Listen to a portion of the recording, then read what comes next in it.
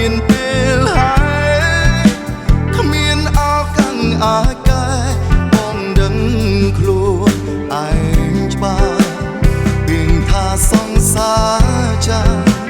គ្មានអ្វីប្រសើរឲ្យភ្លេចត្រានត្រើយដោយកំពុងឲ្យបងស្លាប់ទាំងរួលុតជង្គង់នៅមុខអូនហើយអូននៅតែបែកខ្នងមិនក្រឡេកមើលទឹកភ្នែកបងស្រស់ហូរដល់ដីអនុសាកូនឡងបងហើយនឹងរូបស្រីនៅតែមិនយល់ថាហេតុអ្វីទៅ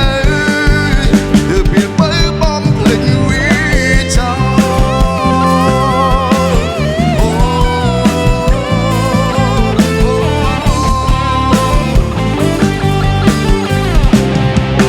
លុតជង្គង់នៅមុខអូនហើយអូននៅតែបែកខ្នងមិនក្រឡេកមើលទឹកភ្នែកបងស្រស់